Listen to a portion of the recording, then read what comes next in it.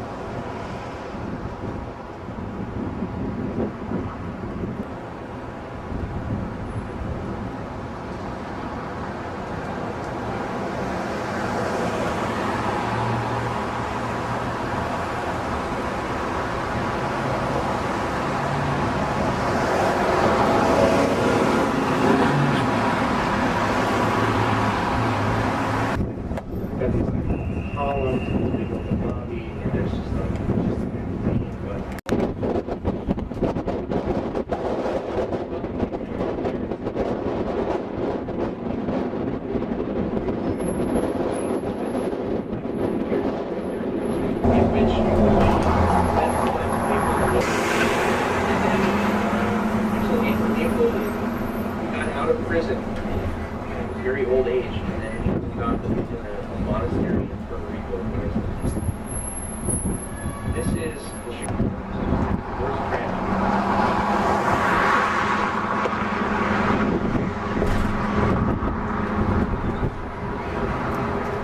Right, we have Chicago merchandise mart.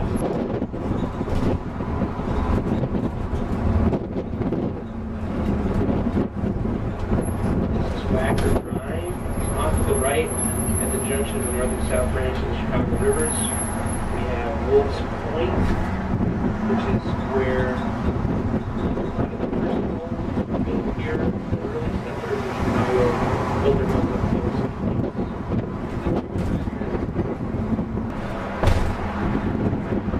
This building was built in 1928 by a man named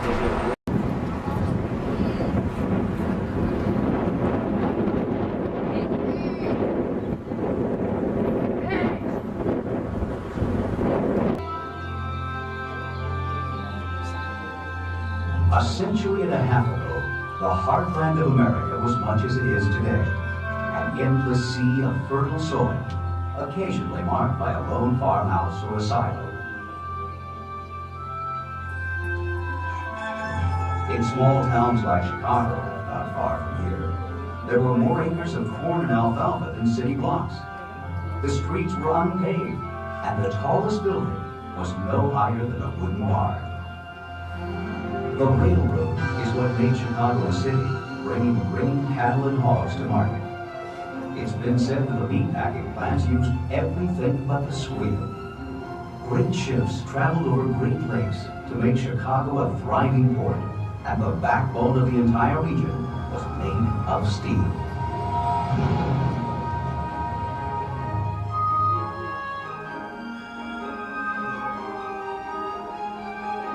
The stockyards, shipping, and steel all put Chicago on the map. And in time, one more thing was added to the list. Architecture. Chicago was known worldwide as the capital of modern architecture. It was here that legends like Frank Lloyd Wright, Louis Sullivan, and Mies van der Rohe drafted the new language of design that shaped the skyline of Chicago. Their influence carried on to architectural firms like Skidmore, Owings & Merrill, who designed the world's tallest building, Sears Tower.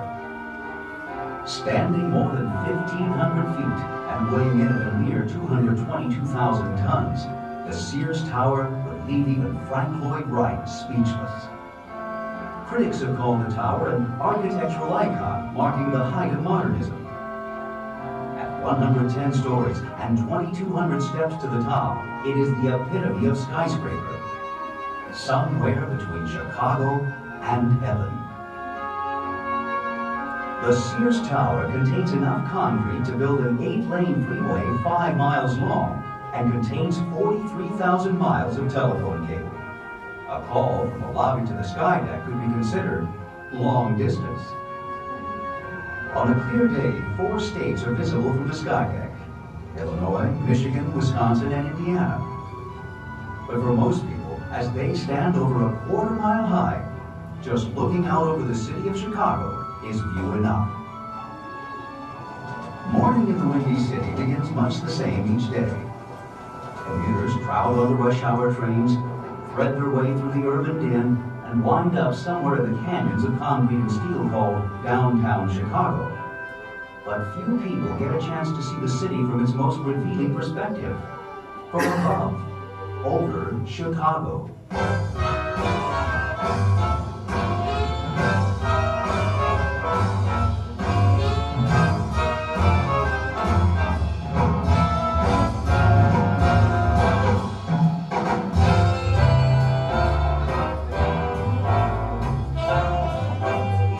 Chicago, that toddling town. The statue series, Greek Goddess of Grain, is poised for another hectic day at the Chicago Board of Trade. Cars stream by Lincoln Park and into the heart of the city. Carl Sandburg once called Chicago a city of big shoulders, a working man's town. Now, it's the buildings that crowd shoulder to shoulder and compete for attention.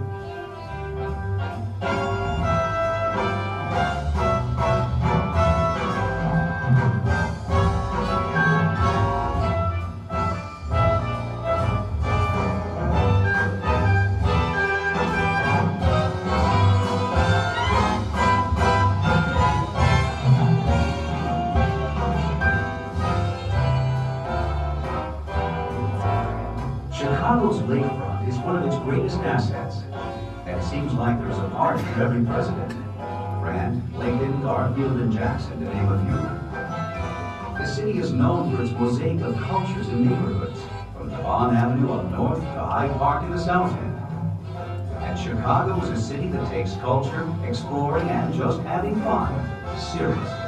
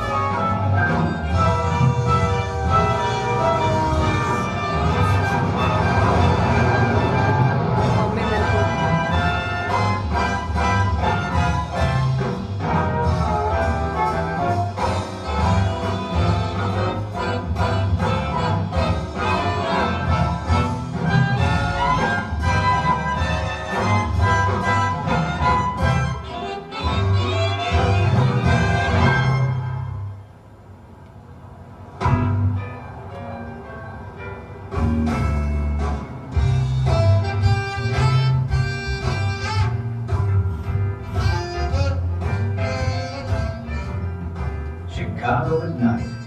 It's famous for the blues, a style of music that migrated from the Mississippi Delta to juke joints in the south side of town.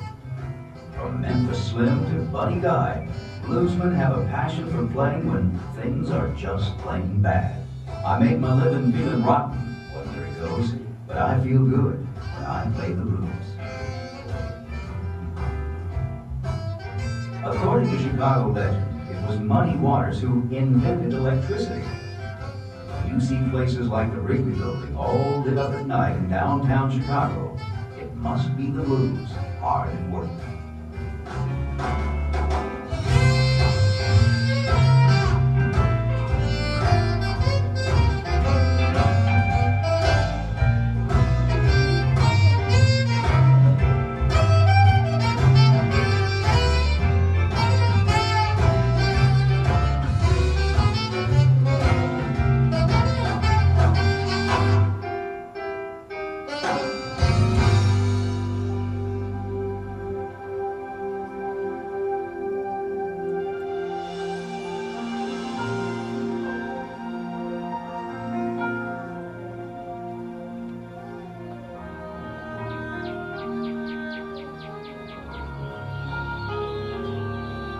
In the heartlands of America, there still are plenty of wide open spaces.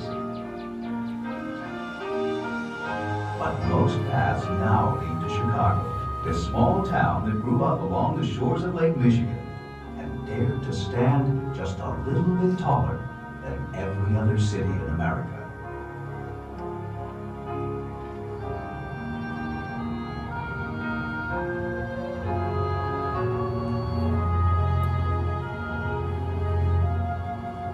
Chicago, America's kind of town.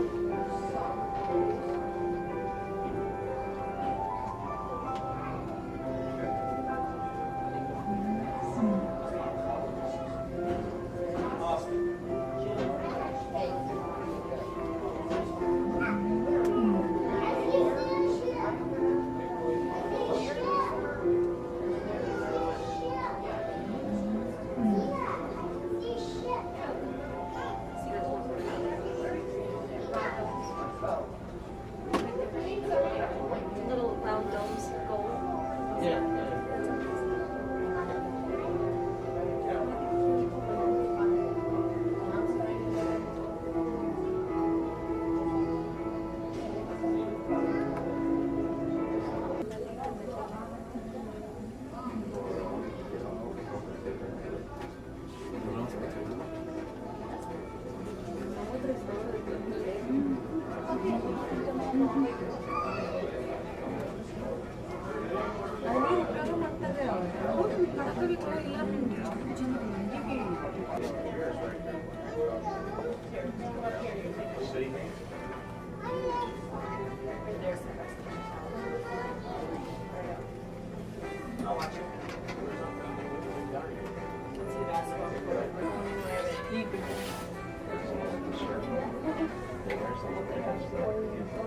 See it from this.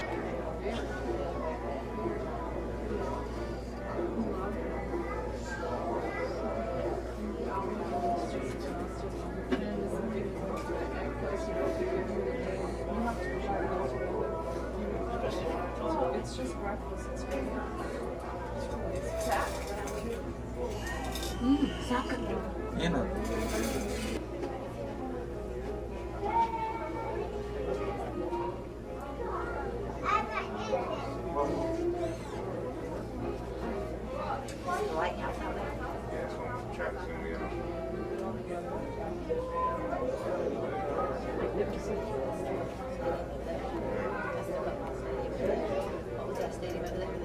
That's the football stadium. It's just from different view. Okay, we'll go back around there. So where do we go to the left? How do we go? To the right? Around?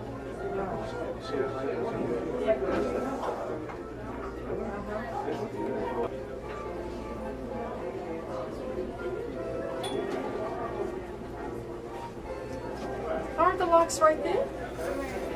Right. The locks right there. They have a pool on top of the hotel.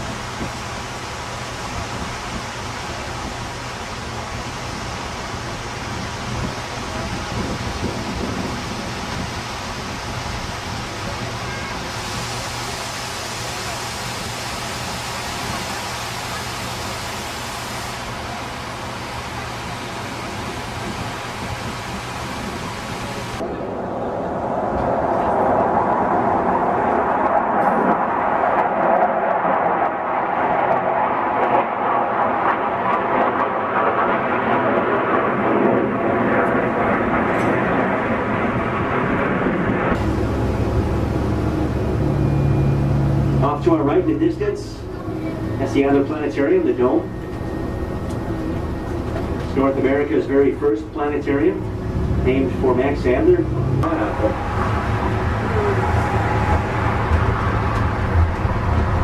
Given the United's recent problems, we're embarking for a dinosaur, I might be able to get one cheap.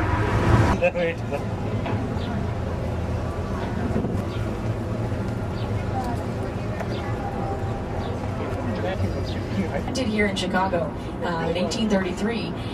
Balloon frame houses were different though from all the other wooden frame houses before them, because before the balloon frame houses, skilled craftsmen were carving the wood so that each piece would fit into the next, called mortise and tenon joints. Here in Chicago, we didn't have a lot of skilled craftsmen. We had anything that anyone could come up with to help facilitate that process. And fortunately for us, something brand new was coming around just at that time, the thing that we today call the skyscraper. The world's first skyscraper was tested and tried here in Chicago in 1885. It was called the Home Insurance Building. Designed by a Civil War engineer named William. The thicker the base has to be, to get to a point where you have a 16-story building that's got a base that's 8 feet thick around the perimeter of the building. We actually have the world's tallest load-bearing masonry building here in Chicago. It is the Monadnock building, which is in the South Loop. The base of that building is 8 feet thick, 8 feet around the perimeter of your building. On the inside is a lot of valuable real estate to be taking up. With the steel frame building, though, you can have this very light air out. And so it's that skyscraper, that world's first skyscraper, that led to all these buildings that we're going to be seeing here today. And as I mentioned, that Great Chicago Fire provided an opportunity for architects for the first time to come to Chicago and test out their ideas. Well, this building that's here on the right, the Sheraton Hotel, was designed to celebrate one of the first architects to come here after the Great Chicago Fire, a man named Louis Sullivan. And this building takes the shape of Sullivan's masterpiece here in Chicago, the Carson Perry Scott Building downtown on State Street. It's got the same rounded corners and the same broad horizontal bands of windows as Sullivan's Carson Perry Scott Building. Now Louis Sullivan is the man who first said that form should ever follow function. In the 1980s as a way of looking back towards the past. This building is trying to look like a late 20s Art Deco building, and it's doing that through the windows, which have been reset. Jerry Springer Show. It's a dignified building for a dignified show. Coming up in front of us is the Michigan Avenue Bridge, the bridge with all its flags on it. That bridge was designed in the early 20s, reflecting different styles of architecture that you would have found throughout the world. In front of us, slightly on the right, is that gleaming white building called the Wrigley Building with a clock tower on top of it. That's a Beaux-Arts neoclassical building. It was designed in 1919, reflecting an old European style, which goes all the way back to Louis XIV. There was an architecture school in the Spanish Renaissance, and the clock tower is also a Spanish influence, the Giralda Tower in Seville, Spain. We'll take another look at the Wrigley Building on our return trip. We have now in front of us on the left another building of with the 4 small domes 2/3 of the way up and the big dome at the top. It's the Jewelers Building. And that building was modeled after a 13th century Italian monastery, and it's got all that very intricate and detailed masonry work. You can see that it's doing everything that it can to be aesthetically pleasing, make his mark. Now we're going to see a lot of buildings that look like this big black glass and steel box, and most of them will have been designed by a man named Ludwig Mies van der Rohe, father of modernism, predominant in the 50s and 60s. Mies van der Rohe thought that the only logical shape for a tall building made out of steel is also inspired these 2 round buildings here on the right, the Marina City Towers. These guys were designed by a man named Bertram Goldberg. Goldberg thought that boxes are psychological slums. He thought that because a circle has a center, center creates a focal point that could bring people together naturally. He was interested in a type of architecture that could make people feel psychologically comfortable. He thought the way to do that would be to mirror shapes you'd find in nature. Circles, curvilinear forms. You rarely find right angles in nature. Heroes. The Mesian modernist building. Mies van der was the man who said less is more. River on both sides. This is one of the old warehouses from that industrial era of the river's history. It's called the Reed Murdoch Warehouse. It dates back to 1913. You might notice it's low and flat with a horizontal emphasis. It's a prairie-style building. Now, Frank Lloyd Wright made the prairie style famous back in the early 1900s, but the prairie style predates Frank Lloyd Wright. It arose here at the beginning of the 1900s because this city is surrounded by a giant flat prairie. At that point, they were making the buildings with a horizontal emphasis. And so you see a lot of buildings in Chicago that have that organization. It's a way now of paying respect to the old Chicago school architects. Here now on the right, we are encountering our first Art Deco building from the late 20s. A lot of the Art Deco buildings look very similar to this. They tend to be gigantic buildings that are clad in that gray Indiana limestone, and they've got those recessed windows with the darkened spandrels above them to create the vertical accents along the side. Excuse me. All those green bronze busts in front of the building, those are the merchant princes of America staring at the merchandise mart. David Letterman calls those green bronze busts Chicago's Pez Dispenser Hall of Fame. One of those Pez heads is Marshall Field. It's actually so big it's got its own zip code. But it is no longer the world's biggest building. In the 1940s, the United States Pentagon took that title. Merchandise Mart is the second biggest building in the world today. This building's along the loop in a little while. We're going to turn up the north branch of the river first. And what we're going to see along the north branch of the river is almost purely residential buildings. We've got in front of us on the left, it bends very gradually here with the river. One of several buildings that we're going to take a look at that takes its main design feature right from the river. So this one takes its shape from the river. And in 2008. Now that orange building was actually designed to be a giant refrigerator. It was a cold storage warehouse, which meant that they couldn't let the warmth of the sun into the building, which meant that it couldn't have any windows. It was designed by a man who loved sailing, so he made them look like sailboats. Triangles at the top for sails, details like porthole ship windows and spiral staircases to evoke the feeling of a ship's top. That is a gorgeous building on the inside. It's a beautiful health club. This is where Michael Jordan and Oprah Winfrey used to work out. Would you ever know that it was a beautiful building from here? No. You never intended to see it from here. 30 years ago, you would have been out of your mind. You'd be taking a pleasure trip along the Chicago River. The river was filthy and polluted and smelly from all the industry they used to line it and dump their garbage right in the river. At that point, architects were literally turning the buildings back to the river, pretending like it didn't exist. Now that was 30 years ago. And since then, the horizontal emphasis. They're designed in that prairie style. They're meant to look like those old warehouses that used to line the river, reminding us of that important industrial era of the river's history. Unlike the old warehouses, though, each entryway has that portico, which is the porch above with the columns below. Now that's a classical element. You'll find that in architecture that dates thousands of years back to Rome and Greece. You'll also find elements like that in architecture that cropped up here in Chicago back in the early 1900s, particularly the early 1920s around the Michigan Avenue Bridge. So those two subtle ways, those buildings, building with the two white antennas on top of it is the Sears Tower. In 1974, the Sears Tower became the world's tallest building at 1,454 feet, up to the top of the black portion of the building, which is the occupiable space. Today, the Sears Tower is the third tallest building in the world. It's the tallest building in North 3, West Wacker Drive. It's got a nickname as well, Chicago's favorite building. The Chicago Tribune holds a poll of its readers every year to find out what we think about the architecture here in Chicago, and every year that building wins Chicago's favorite building. And the reason that people like it is exactly what you're seeing right now. It's the beautiful way that the other buildings and the ever-changing sky reflect on that elegant frame curve. Now we're going to see a lot of buildings in which the architects or the designers have gone to great lengths to use expensive materials and fancy shapes because people decided to make buildings in the side of the river. But the railroad companies did very graciously agree to sell the air above their land to the building developers. This is what we call air rights. The buildings that we're going to be seeing on the right side from this point on are built on air rights, which means that they're standing right above the railroad tracks, which means that they can only touch the ground at certain designated points in between the railroad tracks below. This end of the building from us. Above the last 4 bays at the top of the building, there's a line. Now that entire section of the building is standing above a switching station in the railroad. There's a big S-curve down there underneath the building in the railroad tracks. And that meant that there was not any room at all for a single column to touch the ground. There is nothing underneath this entire portion of the building holding it up. These last 4 bays are being hung. They're being suspended from above. All those stout columns that you see at the ground level are fake. They're not really carrying any weight. They're there because it would be very disturbing to see a building this was seeming to have as an exostructure. Kind of bragging about that amazing engineering solution. Now we have another pretty great of that building covers up the world's biggest trading floor. Trading floors can never have columns on the inside because traders communicate using hand signals. Columns would be visual obstructions. So their weight gets distributed through 2 humongous trusses that span the top of the trading floor. But the best part about this building is what happened after it was complete. Every building sinks into the ground a little bit. The weight of the material pushes down on the earth. But the engineers knew that because the weight was unevenly distributed from the inside to the outside walls of those 2 towers, as that building sank in the ground, the top, you can see the trains, and you can see the structure. All those columns that you see support everything above them, the ground, the people, the cars, the trees, and the buildings. That entire section of the city is essentially standing on stilts above the railroad system.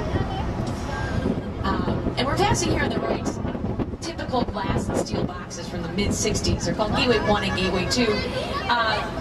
That building was designed to be one big trading floor. And as I mentioned, trading floors can never have columns on the inside. Well, the solution in this case for Skidmore, Owings & Merrill was to make what we call a giant steel tube. And by tube, I mean there's nothing inside that building holding it up. Its only structure is what you see here on the outside. It's just a frame. And those X's are essential. They're serving as cross bracing. They're keeping that frame rigid. Material is the Sears Tower, which we can't actually see on the left right about now, but you can get a pretty great reflection of the Sears Tower on the right if you look at the curve of this building. You can see the Sears Tower as if it's being looked at on the water, chopped up at the waves. Which is what this building is trying to do. It's called Gateway 4. It's a postmodern building trying to fit into its context or its surroundings by looking like an extension of the Chicago River, like a wall of water. It's covered in that beveled glass, which means that the corners are rounded, which is what gives us that wave-like reflection. The old Chicago post office has been empty for more than 10 years. And that's because about 15 years ago, the United States Postal Service conducted a survey and discovered something that those of us who lived here already knew. So here on the right, completed in 1994, is the new Chicago Post Office. Now, the idea of this building was to right the wrongs of the past, make this the most efficient postal service building in the world. And the architects, Knight Associates, they had a really clever way to make that happen. They designed a system of roadways that runs underneath and through the building. So the postal trucks don't even have to stop when they get to the building. They can go right in, make their drop-offs and their pickups and get right out. It's a very efficient idea. Unfortunately, it was discovered after the building was complete that the ceilings were too low to let the trucks in. They had to deflate their tires every time they went in the building, which made that a much, much less efficient building than the original post office for a long time, until the ceilings were fixed. Since then, the Postal Service has definitely improved. I'm sure by now we are the 3rd least efficient in the country. Good example, this organically inspired building. This building was designed by Bertram Goldberg. Now, he's the same guy that designed those round corn cob looking buildings we saw earlier. He thought the shape of the building should come from something in nature. This is an S-shaped building that's modeled after a river snake, complete with scales. Completely different idea. We're seeing a lot of debating ideas here in Chicago of what exactly the form of the building should come from or be inspired by. We've already seen several different ideas about that. Now we're about to turn around. We're not going to go too much farther down the south branch of the river, but there is one more building to be seen, and it's off to the right. And as soon as we pass this power station here on the right, you will see in the distance a tall radio tower. And from here you can get a pretty good sense of just how tall the Sears Tower is. Those tiny little buildings to the left of the Sears Tower, those are 40 and 50-story buildings. They're not exactly tiny. And that building that's standing right in front of the Sears Tower is impressive in its own right. We're talking about that orangish building with the circular glassy portion on top of it. It's called 311 South Wacker Drive. It's about a block long. It's just that huge building. That's the Insurance Exchange Building from 1893. It's the only building that we will see on this tour of Daniel Burnham's. Daniel Burnham, intimidating in size. They remind you that there's someone else in charge. It's not you. Whether it's the gods or the government, they're meant to put you in your place. And those neoclassical buildings, but it's the only boat building that also includes a portion of the river in its design. That green glass at the bottom is meant to look like the Chicago River, and then from here we're getting sort of a snapshot image of a boat coming at us, the prow of a ship, those X-shaped tension bars. like to point out something very clever about its design, and that is its shape. It's not a box, it's an octagon. And all those corners have been cut into a few times. They're sawtoothed. Now that's a way of creating more corner offices per floor. That building has 32 corner offices per floor.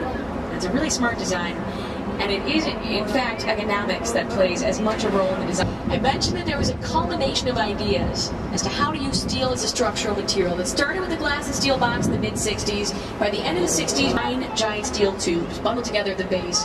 2 of the tubes drop off at the 50th story, 2 of them drop off at the 66th story, 3 more drop off at the 90th story, which leaves 2 of those tubes that rise all the way from the bottom to the top of the 110th floor. And that's all this. And that building was designned just after the discovery of King Tut's tomb in Egypt. So it's got some serious Egyptian influence. It was actually designed to be a giant sphinx. You can see the 2 jutting arms of the sphinx at the base. There was supposed to be a giant sphinx set up there at the top where the flagpoles are. Unfortunately, it was being constructed at the end of the 20s. And at the end of the 20s came the Great Depression. So I'll tell you, as an architect, the first thing to go from your building's budget when you're trying to cut back is a giant the Civic Opera building. If you crane your necks back, you can see that there's a taller back portion of this building, way up there, which makes this building from here look like a giant armchair or throne. This building's nickname is Insel's Throne. And if you can imagine that this is a giant throne, and then there's a giant person sitting on that giant throne with his giant feet on our heads, then you're thinking about Samuel Insel. And he was a giant here in the 20s. He was the president of the gas company, electric company, and Civic Opera company. He never wanted anyone to forget what his position in the city was, so he commissioned himself a giant throne, which is wholly in keeping with his character. It's kind of the American dream. A little tap on one side or the other to get the motion going. Once that happens, then gravity will take over and do the rest of the work. The engines that operate these bridges that we pass under are less than the size of a Volkswagen Beetle's engine. Just a very small amount of energy is needed. It's something that we're very proud of here in Chicago. And as I said, you'll see a lot of the buildings that pay respect in one form or another to the bridges, the shapes of the bridges, and the engineering. As you pass under the Lake Street Bridge, which has the elevated train on top of it, point again on the right, Chicago's favorite building, 333 West Wacker Drive. Now, this building is, as I mentioned, a postmodern building. So it's using that contextualism. It's making several visual references to its context, its surroundings. You might notice that each corner of the base has that round metallic symbol, which covers up the ventilation system. It's also meant to look like a porthole. It's making that nautical reference that you're going to find in some buildings. Has their own lighting design, and Chicago at night is a very different place than it is during the day. So being able to see the buildings at this transition point is, to me, a 50-story building is the world's biggest Greek temple. That triangular pediment at the top with the columns that are all lit up, that's a traditional Greek temple form. It's a profile of a temple. In the 90s, Bofield noticed 2 important things about Chicago's architecture. 1, we like tradition, we respect.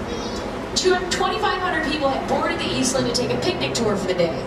The problem is that it was 1950. The Titanic had sunk a few years earlier, which caused the Coast Guard to mandate that all other boat companies add extra lifeboats. And the Eastland put the lifeboats around the top deck, which made it top-heavy.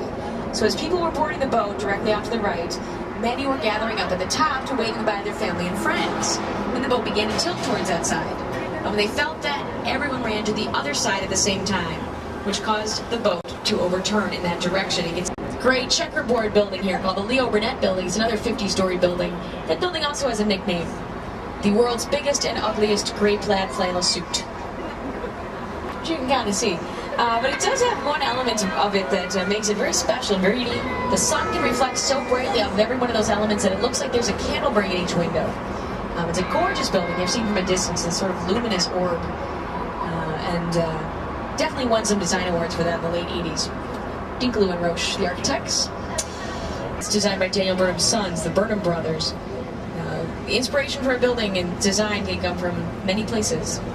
Alcohol is not the least of them. The skinny white building on the right is the world's skinniest skyscraper. It's 42 stories, 9.5 feet across at the very top, 1 office per floor. Chicago is rapidly losing our world's somethingest things, so I have to point that one out. Skinniest. The building actually gets brighter in color in 6 stages as you go from the bottom to the top. The terracotta at the bottom is sort of a grayish white. It gets more bluish white as you go towards the top, because this building was really meant to be seen at night. As the centerpiece, the focal point. Junior, the chewing gum guy. This is still the headquarters of the Wrigley Chewing Gum Company. Things end up kind of looking like walls. Michigan Avenue is a fantastic place to come at night. But we have here on the right now what's called the Aon Center. That's the second tallest building in Chicago, 1,200 feet nearly. Next to that is the blue building with the pointy spire on top of it, which is called Prudential Plaza 2. That building is modeled to the Chrysler Building in New York. If it looks familiar to you, that could be why. The building's got those characteristic X's running along the side of it. That was the world's first. Now, a hotel that is a triangle at this site is a great example of form following function. Because if that building was a box, like all the boxes behind it, only one side of the building would have views of the river and the city in this direction. With the two sides jutting out at angles, all the hotel rooms on both sides get their own unique views, which means they can charge more for them. And they do. But if you're an architect designing a hotel, that's absolutely the point. So well done, Harry Weiss. Modest if you see it at the top of the hour. Because for 10 minutes at the top of every hour, an arc of water shoots out of the pyramid in front of the fountain, 80 feet high, 222 feet across the entire river, creating a new symbolic entryway into the city. This grand arch comprised entirely of water. And that arc was designed to be an entryway, as in you could enter under it without getting wet. Originally, it shot all the way across the river and landed on the embankment on either side. It began to knock over pedestrians. Because the direction that we're traveling right now is the direction that the river originally flowed, east, straight into Lake Michigan, which is right ahead of us. Then along came the factories and the warehouses. They dumped their chemical and toxic wastes right into the river. And the stockyards along the south end of the river, these just dumped their dead livestock right in the river. And the city during the 1800s was dumping all of its raw sewage right into the river. The worst part about that was the fact that the river flowed right into Lake Michigan, because Lake Michigan is where everyone gets their drinking water from. And by the end of the 1800s, a third of Chicago's population was either sick or dead from the polluted drinking water. The city knew they had to solve this problem as quickly as possible.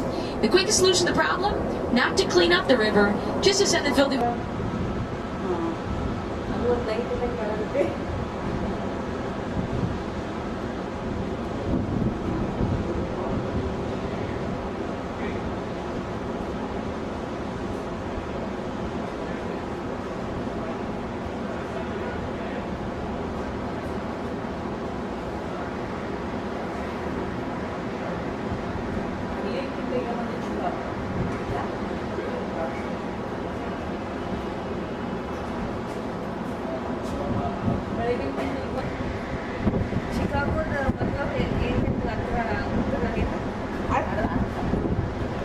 And we are not used to it.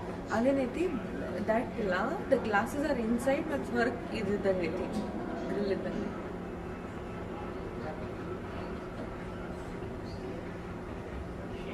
Actually, exam can feel like hypnotized, right?